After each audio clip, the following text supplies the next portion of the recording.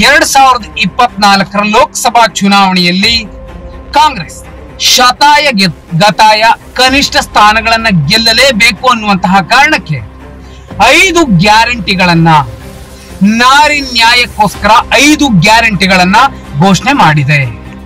ಕೆಲವೊಂದ್ ಕಡೆ 2023 ಕರ್ನಾಟಕ ವಿಧಾನಸಭಾ ಚುನಾವಣೆಯಲ್ಲಿ ಬಳಸಿದಂತಹ ಬಹುದೊಡ್ಡ ಬ್ರಹ್ಮಾಸ್ತ್ರವನ್ನ 2024 ಲೋಕಸಭಾ ಚುನಾವಣೆಯಲ್ಲಿ ಕಾಂಗ್ರೆಸ್ ಬಳಸೋಕೆ ಮುಂದಾಗಿದೆ ಅನ್ನೋದಕ್ಕೆ ಸ್ಪಷ್ಟ ಸಂದೇಶ. ಕಾಂಗ್ರೆಸ್ ಪಕ್ಷ ಇದೀಗ ರಾಷ್ಟ್ರಾದ್ಯಂತ ಇಡೀ ದೇಶದಲ್ಲಿ ಪ್ರತಿ ಮಹಿಳೆಗೆ ಇಂತಹ ಗ್ಯಾರಂಟಿ ಸಿಗಲೇಬೇಕು ಅನ್ನೋ ಕಾರಣಕ್ಕೆ ತನ್ನ ಪ್ರಣಾಳಿಕೆಯಲ್ಲಿ ನ್ಯಾಯದ ಗ್ಯಾರಂಟಿಯನ್ನ, ಪ್ರತಿ ಮಹಿಳೆಗೆ ನ್ಯಾಯದ ಗ್ಯಾರಂಟಿಯನ್ನ ಕೊಡೋದಕ್ಕೆ ನಾರಿ ನ್ಯಾಯ ಗ್ಯಾರಂಟಿ ಅಂತ ಹೊಸ ಘೋಷಣೆಯನ್ನ ಕೂಗಿದೆ. 5 ಗ್ಯಾರಂಟಿಗಳ ಲಿಸ್ಟ್ ಅನ್ನ ತೆಗೆದ್ರೆ ಅದರಲ್ಲಿ ಮೊದಲಿಗೆ ವಾರ್ಷಿಕ ಪ್ರತಿ ಹೆಣ್ಣುಮಗಳಿಗೆ 1 ಲಕ್ಷ ರೂಪಾಯಿ ಸಿಗಬೇಕು. ನೋಡಿ, ಈಗ ಕರ್ನಾಟಕದಲ್ಲಿ ಪ್ರತಿ ತಿಂಗಳು 2,000 ರೂಪಾಯಿ ರೀತಿಯಲ್ಲಿ 12 ತಿಂಗಳಿಗೆ 24,000 ರೂಪಾಯಿಗಳನ್ನ ಹೆಣ್ಣು ಮಕ್ಕಳಿಗೆ ಗೃಹಲಕ್ಷ್ಮಿ ಯೋಜನೆಯಡಿ ಕಾಂಗ್ರೆಸ್ ಪಕ್ಷ ನೀಡ್ತಾ ಬಂದಿತ್ತು. ಇದೀಗ ಮೊದಲ ಘೋಷಣೆಯಾಗಿ, ಮೊದಲ ಗ್ಯಾರಂಟಿಯಾಗಿ ನಾರಿ ನ್ಯಾಯ ಗ್ಯಾರಂಟಿಯಲ್ಲಿ ಕಾಂಗ್ರೆಸ್ ಪಕ್ಷ ಘೋಷಣೆ ಮಾಡಿರುವಂತದ್ದು ಪ್ರತಿ ಬಡ ಕುಟುಂಬದ ಪ್ರತಿಯೊಬ್ಬ ಮಹಿಳೆಗೆ ವಾರ್ಷಿಕವಾಗಿ 1 ಲಕ್ಷ ರೂಪಾಯಿಗಳನ್ನ ನೀಡ್ತೀವಿ ಅನ್ನುವಂತಹ ಗ್ಯಾರಂಟಿಯನ್ನ ಕಾಂಗ್ರೆಸ್ ಪಕ್ಷ ನೀಡಿದೆ. ಇನ್ನು ಎರಡನೇ ಘೋಷಣೆ, ಎರಡನೇ ಗ್ಯಾರಂಟಿ ಅದು ನಾರಿ ನ್ಯಾಯ ಗ್ಯಾರಂಟಿ ಕಾರ್ಯಕ್ರಮದ ಅಡಿಯಲ್ಲಿ ಕೇಂದ್ರ ಸರ್ಕಾರದ ಮಟ್ಟದಲ್ಲಿ ಅರ್ಧಕ್ಕಿಂತ ಹೆಚ್ಚು ಹೊಸ ನೇಮಕಾತಿಗಳಲ್ಲಿ ಮಹಿಳೆಯರಿಗೆ ಅಧಿಕಾರವನ್ನು ನೀಡುವಂತದ್ದು. ಬರೀ ಮಾತಿಗೆ ಅಷ್ಟೇ 50-50 ಮೀಸಲಾತಿ ಅನ್ನೋದಲ್ಲ, ಅದು ಕಾರ್ಯರೂಪಕ್ಕೆ ಬರಬೇಕು.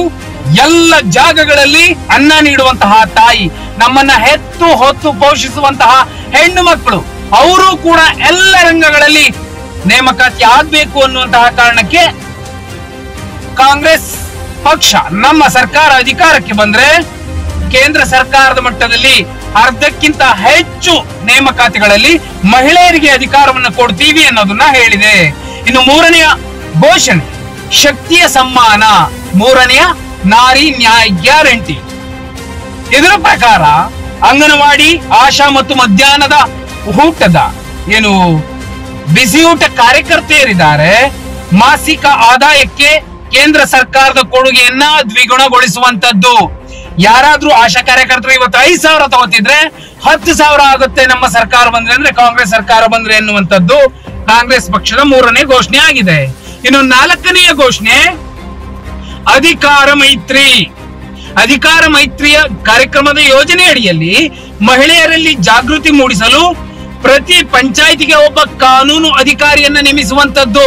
ಇನ್ನು ಮೇಲೆ ಯಾವುದೋ ಗ್ರಾಮದಲ್ಲಿ ಯಾವುದೋ ಹೆಣ್ಮಗುಗೆ ಯಾವನಾದ್ರೂ ಕೀಟ್ಲೆ ಕೊಟ್ರೆ ನೇರ ಗ್ರಾಮ ಪಂಚಾಯಿತಿಗೆ ಹೋಗಿ ಅಲ್ಲಿ ಇರುವಂತಹ ಕಾನೂನು ಅಧಿಕಾರಿಯನ್ನ ಸಂಪರ್ಕಿಸಿ ಆಕೆ ಎಲ್ಲ ರೀತಿಯ ನ್ಯಾಯಾಂಗದ ಸವಲತ್ತುಗಳನ್ನ ಉಚಿತವಾಗಿ ಪಡೆಯಬಹುದು.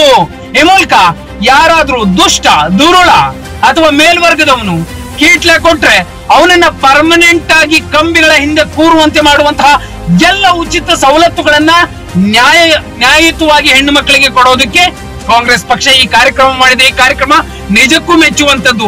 ಇಷ್ಟು ದಿನ ಇದ್ದಂತಹ ಕಾಂಗ್ರೆಸ್, ಈಗ ಬಂದಿರುವಂತಹ ಬಿಜೆಪಿ ಈ ಪ್ಲಾನ್ ಮಾಡಿರ್ಲಿಲ್ಲ.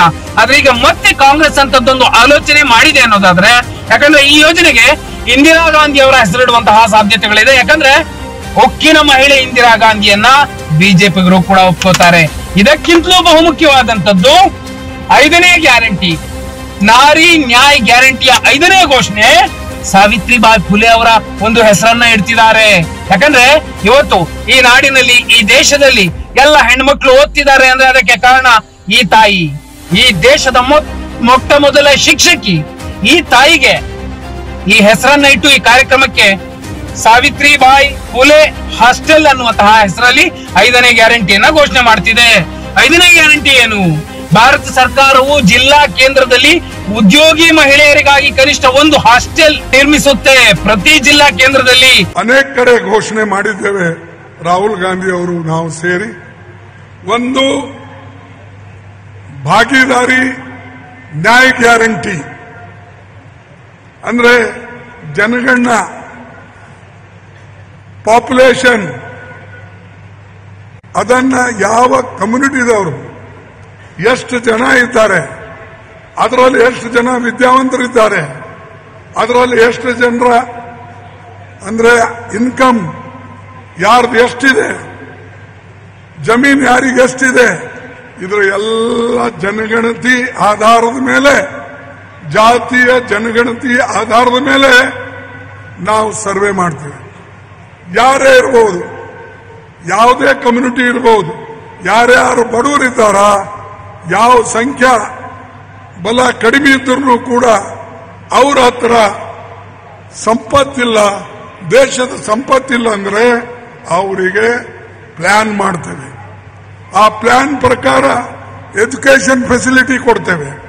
ಆ ಪ್ಲಾನ್ ಪ್ರಕಾರ ಅವರ ಆದಾಯ ಹೆಚ್ಚಿಗೆ ಮಾಡಕ್ಕೆ ಯೋಜನೆಗಳು ಕೊಡ್ತೇವೆ. ಇದು ನಾವು ಭಾಗೀದಾರಿ ನ್ಯಾಯ ಗ್ಯಾರಂಟಿ ಅಂತ. ಆಮೇಲೆ MSP ಗ್ಯಾರಂಟಿ ನಾನು ಹೇಳಿದೆ.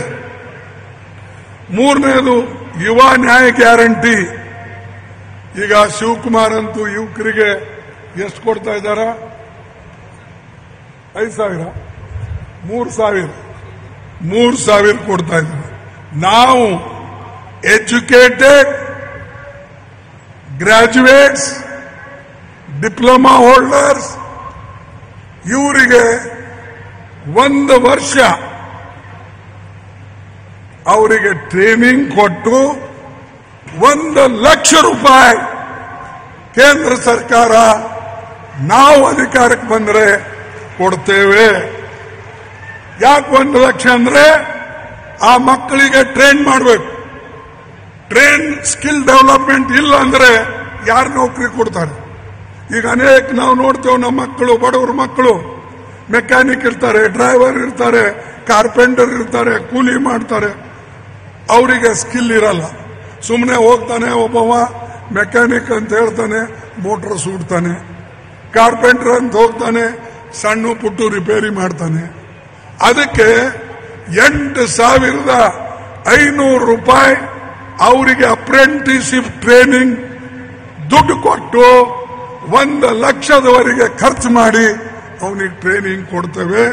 ಮತ್ತು ಸರ್ಕಾರದಲ್ಲಿ ಏನು ಇಡೀ ದೇಶದಲ್ಲೇ 30 ಲಕ್ಷ ವೇಕೆನ್ಸಿಗಳಿವೆ, ಅವೆಲ್ಲ ತುಂಬಿಡ್ತೇವೆ. ಕೇವಲ 2 ವರ್ಷದಲ್ಲಿ 30 ಲಕ್ಷ ಜನರಿಗೆ ನಾವು ನೌಕರಿ ಇದ್ದಿದ್ದನ್ನ ತುಂಬಿ ಅವ್ರಿಗೆ ಕೊಡ್ತೇವೆ.